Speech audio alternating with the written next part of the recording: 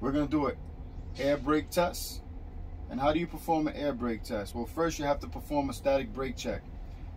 To perform a static brake check, you're going to put the bus in valet position. You're going to look at the gauges and make sure they're at 120. If the gauges are not at 120 at this time, you're going to turn on the bus and put it at 120. Once they reach 120, you're going to turn off the bus to begin your static air brake check. Once you do that, you're going to hold the brake, release the parking brake. Now the gauges are going to move because you released some air, and you're going to wait for the gauges to stop. You're going to press the brake lightly, just enough to hold the bus in place. Once the gauges stop and you see that the pressure is stable, you're going to begin your air leak test. To perform an air leak test now, you're going to hold the brake with 90 psi of pressure, which is usually around halfway down. Now the gauges are going to move. You got to make sure you don't lose more than 3 psi during this time while you watch the gauges. You're also going to hold down the gauges for 1 minute, so make sure you have a stopwatch so you can check 1 minute of time. You're going to let the 1 minute go by. I'm going to wait for 1 minute. I see I'm not losing pressure currently, and I'm going to continue to wait.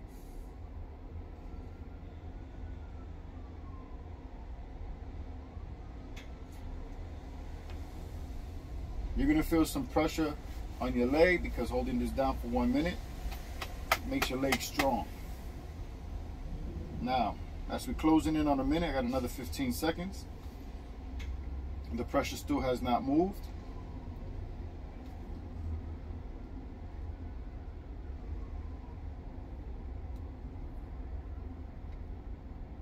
Okay, great. I have not lost more than 3 psi. I don't have any air leaks in my brakes. Now we're going to do a low air pressure warning check, which is your second test. What you're going to do is you're going to press the brake to around 60 psi.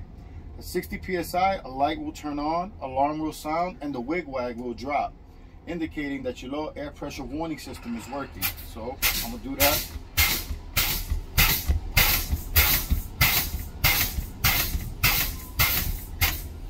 Wig wag has dropped. The pressure is still dropping to around 60. The alarm has sounded. The light has come on. My low air pressure warning devices are working correctly. My third test is going to be the spring brake test. The spring brake test, I'm going to pump it between 45 and 20 psi. At that time, my parking brake will release, locking my brakes in place, indicating that my spring brakes are working. So I'm going to begin that test now.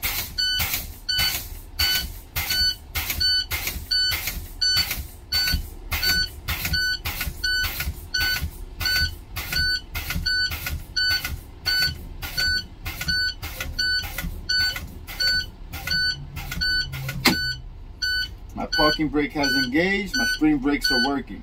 At this time, I'm going to turn on the bus so I can build up pressure. I'm going to release the brake because the parking brake is on. I'm releasing the brake so that the air pressure can build. I'm going to accelerate just a little bit to about 15 RPM.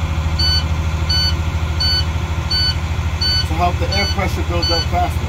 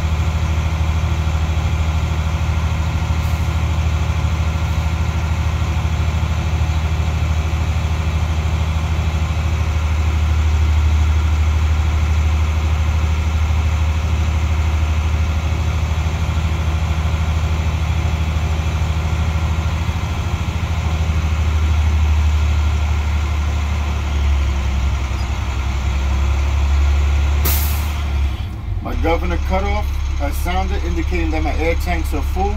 My brakes are now ready for the next test, which is the parking brake test. On the parking brake test, I'm gonna first press the brake, put the vehicle on drive. Once the vehicle on drive, I'm gonna release the brake, tap on the gas. The bus is not moving, indicating that my parking brakes are working. That concludes test 4. Test 5, now I have to reset my wigwag. I've resetted my wigwag. All my low air pressure warning devices are reset. I'm gonna put the vehicle on drive. I'm gonna release the parking brake. I'm gonna drive about 15 feet up ahead.